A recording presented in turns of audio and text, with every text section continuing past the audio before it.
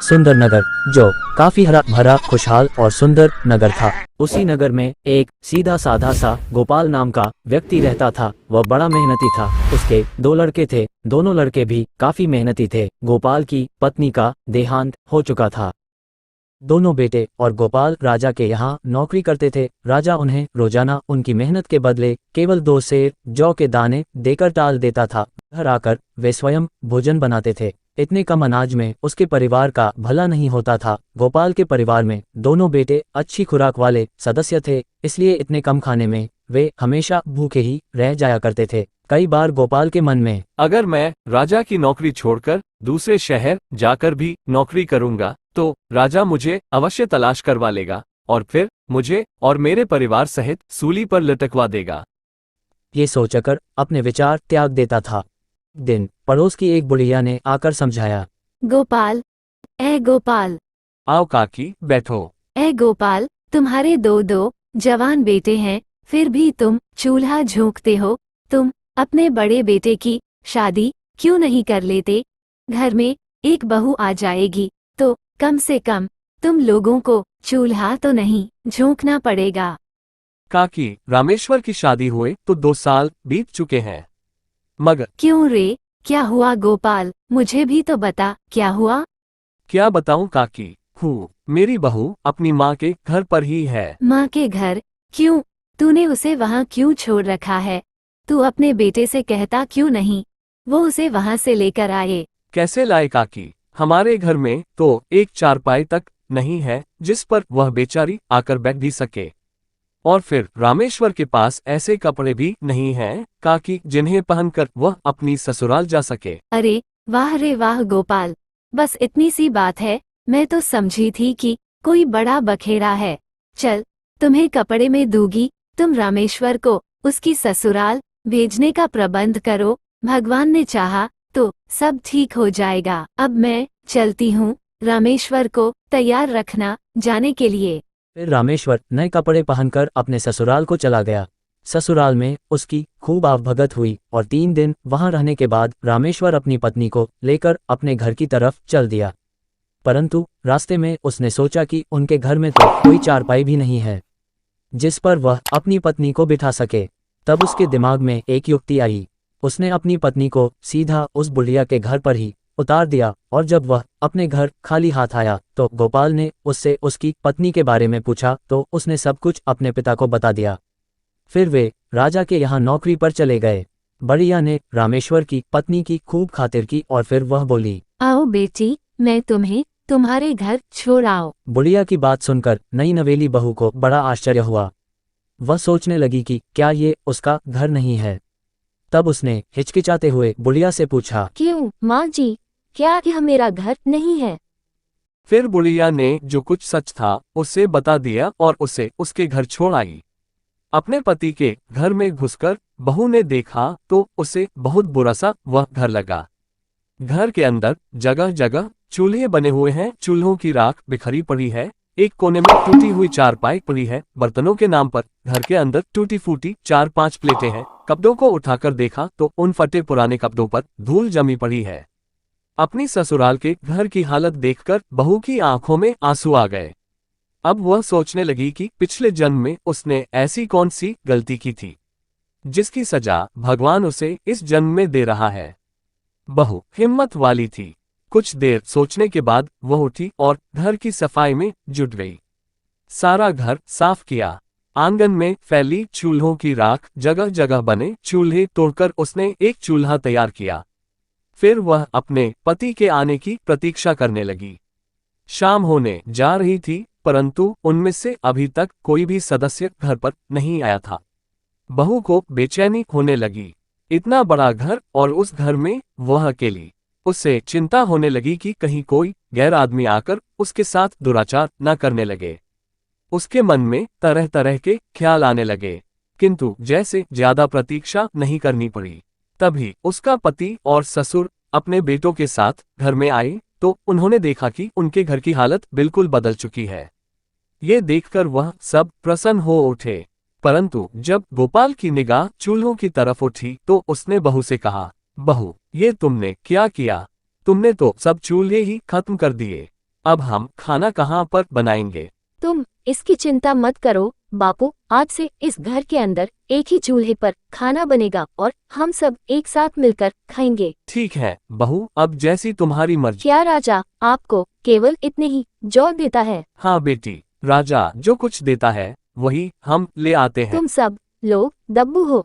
राजा के लिए तुम इतनी मेहनत करते हो और राजा तुम्हें थोड़े से जौ देकर बहका देता है। कल तुम उससे कहना कि वह इससे 3 गुने जौ दे तो काम करेंगे। उसको जरूरत होगी तो तुम लोग से काम कराएगा। और सुनो, तुम डरना मत। भाग्यवान तुम नहीं जानती राजा को। हमारी बात सुनकर वह हमारी जबान कटवा देगा। तुम चोरी तो नहीं कर रहे हो, तुम झूठ तो नहीं बोल रहे हो। अपना हक उससे मांग रहे हो और जो अपना हक नहीं मांग सकता वह कुछ नहीं कर सकता। तुम मेरी बात मानो राजा से, कल तुम यही बात कहना तो सही। राजा जी तुम्हें कुछ नहीं कहेंगे।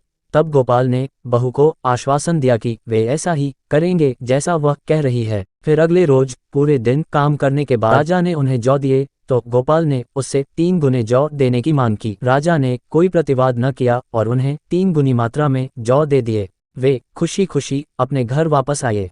बहू के सामने उन जौ को रखा।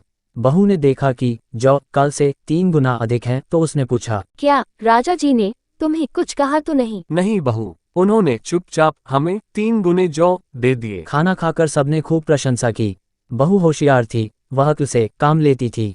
राजा द्वारा दिए गए जौ में से वह आधे जौ बचाकर रख देती थी। 1 हफ्ता उसने यही काम किया। फिर अगले दिन उसने अपने पति से कहा, ए जी सुनो, आज तुम राजा से कहना कि इतने जौ से हमारा काम नहीं चलता, वह कुछ न कुछ जौ की मात्रा और बढ़ा दें। ठीक है जी। शाम को काम से निपटने के बाद बाप बेटे राजा के पास गए और उसके सामने अपना प्रस्ताव रखा तो राजा ने बिना भू पटाख के जौ की मात्रा फिर 3 गुना कर दी। कुछ दिनों बाद, बापू जी तुम लोग कल से राजा के यहाँ काम करने नहीं जाओगे। फिर हम लोग क्या खाएंगे बेटी? मैंने काफी अनाज बचा बचा कर इकट्ठा कर लिया है। तुम लोग बाजार में कोई दुकान देख लो और उसमें अनाज बेचने का काम शुरू कर दो। भगवान ने चाहा तो हमारे पास सब कुछ हो जाएगा। ठीक है बेटी। दूसरे दिन उसने बाजार में एक दुकान का प्रबंध कर लिया। उसमें बहू द्वारा बताई गई योजना के अनुसार अनाज बेचने का काम शुरू कर दिया। शुरू में तो दुकान पर कम ही ग्राहक आए, लेकिन फिर उनकी दुकान चल निकली। दुकान चलती देख गोपाल तथा उसके बेटों की खुशी का ठिकाना ना रहा। वे घर के लिए भी कुछ न कुछ सामान जुटाने लगे। पिताजी तुम रोजाना घर पर खाली हाथ चले आते हो, तुम्हारी ये बात अच्छी नहीं है। रास्ते में जो कुछ मिला करे उसे उठा लाया करो। ठीक है बेटी। और अगले ही दिन से वह रास्ते में पड़ी किसी भी वस्तु को छोड़कर नहीं आता था। रास्ते में यदि उसे कोई कागज भी मिल जाता तो वह उसे भी नहीं छोड़ता था और बहू उन सब चीजों को घर के एक कोने में जमा करती रहती थी। गोपाल रोजाना कुछ न कुछ लेकर घर में घुसता था, किंतु आज उसे रास्ते भर कुछ ऐसी वस्तु दिखाई नहीं दी जैसे उठाकर वह अपने घर ले जा सके। वह एक जगह खड़ा होकर सोचने लगा। अचानक उसकी नजर रास्ते के किनारे पड़े एक मरे हुए सांप पर पड़ गई। वह झपट कर उसके पास पहुंचा। उसने देखा सांप वाकई मरा हुआ था। उसने सोचा कि वह उसी मरे हुए सांप को उठाकर ही अपने घर ले जाए। यदि वह घर में कुछ भी लेकर नहीं घुसा तो उसके बहू कहीं उससे नाराज ना हो जाए। तब गोपाल ने एक लकड़ी पर उस सांप को ठग लिया और उसे ही अपने घर ले आया। बहू ने जब अपने ससुर के हाथ में मरा हुआ सांप देखा तो वह उछलकर बोली, अरे ये क्या उठा लाए पिताजी? खैर कोई बात नहीं, अब आप इसे ले आए हैं तो छत पर फेंक दो। फिर अगले दिन इस संयोग ही था कि एक चील रानी का हार अपनी चोंच में दबाए उड़ रही थी। उसने छत पर सांप देखा तो वह तुरंत वहां उतर आई। चील ने हार को छत पर एक तरफ फेंका और सांप पर झपट पड़ी। वह सांप को उठाकर आकाश में उड़ गई। बहू आंगन में खड़ी सब देख रही थी। उसने हीरो का हार को छत से उतार कर देखा तो उसकी आंखें आश्चर्य से फटी की फटी रह गईं और उसे एक संदूक में सुरक्षित रख दिया। सुनो सुनो सुनो, एक चील रानी का हीरो का हार लेकर उड़ गई है। जिस किसी व्यक्ति को वह हार मिल जाए उसे राजा के दरबार में पहुंचा दे। राजा उसे मुंह मांगा इनाम देंगे। सुनो सुनो सुनो। फिर शाम को क्या वास्तव में रानी का हार चील लेकर उड़ गई है या राजा की कोई चाल है? नहीं नहीं बहू, राजा इतना झूठा नहीं है, हम उससे जानते हैं, वह झूठ नहीं बोल रहा है। हार वास्तव में चील ले उड़ी है और फिर राजा को उसके ज्योतिषियों ने बताया है कि हार किसी की छत पर है। नहीं पिताजी, ज्योतिषी झूठ बोलते हैं। हार राजा के महल के पीछे कूड़े के ढेर में दबा हुआ मिलेगा। तुम्हें कैसे मालूम बेटी कि हार कूड़े में मिलेगा? पिताजी, कुछ बातें ऐसी होती हैं जिन पर बहस करने से कोई फायदा नहीं होता। तुम मेरी बात मानो, राजा के दरबार में तुम झूठ मूठ का पोथी पन्ना लेकर जाओ और जैसा मैं कहती हूँ वैसी सूचना राजा को दे दो। क्या कहती हो बहू तू? अगर वहाँ हार नहीं मिला तो राजा मेरी गर्दन उड़वा देगा। नहीं नहीं, मैं नहीं जाऊंगा। पिताजी, मैं जो कुछ कह रही बिल्कुल सच कह रही हूँ। आप वैसा ही करें जैसा मैं तुमसे कह रही हूँ, तुम्हें कुछ नहीं होगा। बहू ने अपने ससुर को खूब समझाया। ठीक है बहू, मैं जाऊंगा। महाराज की जय हो। महाराज, मैं आपको कुछ बताना चाहता हूँ। बोलो गोपाल। महाराज, रानी जी का हार महल के पीछे कूड़े के ढेर में दबा हुआ है। फिर बहू उस हार को राजा के महल के पीछे कूड़े में डाल आई। गोपाल की बात सुनकर राजा ने अपने सिपाहियों को महल के पीछे कूड़े के ढेर में हार ढूंढने का आदेश दिया। संयोग से हार सिपाहियों को मिल गया। हार दरबार में लाया गया। उसे देखकर राजा सहित सारे राज ज्योतिषी गोपाल की भविष्यवाणी को मान गए। वे नहीं जानते थे कि एक अनपढ़ गवार आदमी इतना बड़ा विद्वान हो सकता है। गोपाल, हम तुम्हारे काम से बहुत खुश हैं। अब तुम हमसे जो कुछ मांगना चाहते हो मांग लो। अन्नदाता, मैं आपसे क्या मांग सकता हूँ? मेरी तो आपके सामने जुबान भी नहीं खुल सकती। मैंने तो हुजूर अपने कर्तव्य का पालन किया है। ऐसा कैसे हो सकता है? तुम्हें कुछ न कुछ तो अवश्य ही मांगना होगा। सरकार, मेरे बेटे तो बहुत मूर्ख है। हाँ, मेरी पुत्रवधू बहुत योग्य है। मैं उससे परामर्श करके आऊंगा, तब आपको बताऊंगा। ठीक है, जाओ, तुम इसी समय बहू से पूछ कर आओ। फिर गोपाल घर आकर अपने बहू को सारी बात बता दी तो बोली, ये कौन सी बड़ी बात है पिताजी? तुम राजा से वचन मांगो कि वह धनतेरस से लेकर दिवाली तक नगर में किसी के भी घर में दिया न जलने दे। यहाँ तक कि महल के अंदर भी अंधेरा रहना चाहिए। बेटी, मेरी समझ में तो तेरी उल्टी सीधी बातें नहीं आ रही हैं। मैं ऐसी बात राजा से कैसे कह सकता हूँ? वह तो गुस्से में भरकर मुझे पागलखाने में डलवा देगा। तुम घर पर बैठकर ही राजा के निर्णय की बात स्वयं क्यों सोच रहे हो? वह तुम्हें कुछ नहीं कहेगा पिताजी। जाओ, जैसा मैंने कहा तुम वैसा ही कहना। फिर गोपाल अपना सा मुंह लेकर दरबार में पहुंचा। कहो गोपाल, क्या सलाह मशविरा करके आए हो? सरकार, मैं जो कुछ भी सलाह मशविरा करके आया वह सब अभी आपके सामने बता दूंगा, लेकिन पहले आप मुझे वचन दें कि आप मेरी बात पूरी करेंगे। ठीक है गोपाल, हम वचन देते हैं। महाराज, धनतेरस से दिवाली तक सारे नगर में अंधेरा रखा जाए। कोई भूलकर भी अपने घर में दिया न जलाए। आपके महल में भी अंधेरा ही रहना चाहिए। बस मेरे घर में घी का दीपक जलेगा। मुझे ऐसा लगता है कि तुम्हारा दिमाग खराब हो गया है। गोपाल, सारे नगर में अंधेरा कराने से तुम्हें क्या मिलेगा? तुम ये मूर्खता भरी बातें छोड़ो और कोई अच्छी सी वस्तु मांग लो। मैं तुम्हें सब कुछ दे सकता हूँ। मैंने जो कुछ कहना था कह दिया। मैं इसके सिवाय आपसे कुछ और नहीं मांगूंगा महाराज। ठीक है गोपाल, जो तुम्हें चाहिए वो मिल जाएगा। सुनो सुनो सुनो, आने वाली दिवाली पर धनतेरस से लेकर दिवाली तक कोई अपने घर में दिया नहीं जलाएगा। यदि किसी ने आज्ञा का पालन नहीं किया तो उसे मृत्युदंड दिया जाएगा। सुनो सुनो सुनो। फिर राजा ने उसी दिन नगर में ऐलान करा दिया। राजा के इस आदेश से सारे नगर में हड़कंप मच गया। लोग राजा और गोपाल को कोसने लगे। कोई कुछ कह रहा था, कोई कुछ, लेकिन उनकी बात वहां सुनने वाला कौन था? समय बीतता चला और धनतेरस का दिन भी आ गया। लोगों ने डर के मारे अपने अपने घरों में दीपक नहीं जलाए। पूरा नगर अंधेरे में डूबा हुआ था।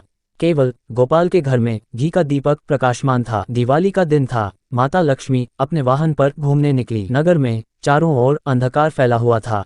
आज दिवाली के त्योहार की धनतेरस है, लेकिन इस नगर में किसी ने दीपक नहीं जलाकर रखा है। ये देखकर माता लक्ष्मी जी बहुत निराश हुईं। वे अंधेरे में नहीं रुकती थीं। उनके पास हर समय ज्योति जलती रहती है। माता लक्ष्मी उजाले की खोज में इधर उधर भ्रमण करने लगीं। फिर अंत में उन्हें गोपाल के घर में दीपक जलता हुआ मिला। वे तुरंत उसी घर में घुस गईं और वहीं अपना आसन लगाकर जम गईं। घर में सब सो चुके थे। केवल गोपाल की बहू नींद के कारण ऊँघ रही थी। कुछ देर के लिए उसकी भी आंख लग गई थी और फिर जब उसकी आंख खुली तो वह अपने टूटे फूटे घर की जगह एक आलीशान घर देखकर चकित रह गई। घर सभी आधुनिक वस्तुओं से परिपूर्ण थी। ये देखकर वह बहुत प्रसन्न हुई। उसकी युक्ति काम कर गई थी। फिर उसने अपने पति तथा ससुर को जगाया। सब अपने आप को टूटे फूटे घर की जगह आलीशान घर को देखकर हैरान हो रहे थे। उनकी समझ में कुछ भी नहीं आ रहा था। एकदम इतना बड़ा परिवर्तन कैसे हो गया। फिर अचानक माता लक्ष्मी प्रकट हुई। अब तुम्हारे दरिद्रता के दिन दूर हुए। अब तुम्हारे अच्छे दिन आ गए हैं, क्योंकि दिवाली के पर्व पर मैंने केवल तुम्हारे घर में दीपक जलता पाया और सारे नगर में अंधेरा था। इसलिए मैं तुम्हारे ही घर में आ गई। मैंने यहाँ आकर आसन जमा लिया है। फिर अगली सुबह। बापू, तुम राजा के दरबार में जाओ। बेटी, मैं नहीं जाऊंगा। बापू, आप नहीं जानते, अब हमें राजा का गुस्सा भी तो ठंडा करना है। आप उनसे जाकर कहें कि मैंने 3 दिन तक नगर में अंधेरा इसलिए रखवाया था कि प्रकाशयुक्त घरों पर भारी आपदा आने का योग था। अतः अंधकार के कारण विपदा टल गई है। फिर यह बात सुनकर राजा प्रसन्न हो जाएगा। बहू की बात सुनकर गोपाल दरबार में उपस्थित हुआ और बहू द्वारा कहे गए वाक्यों को उसने राजा के सामने दोहरा दिया। उसकी बात सुनकर राजा वास्तव में ही प्रसन्न हो गया और गोपाल को राजा ने बहुत सा धन देकर विदा किया। अब वे अपनी बहू की होशियारी और बुद्धिमत्ता के द्वारा खुशी खुशी दिन बिताने लगे।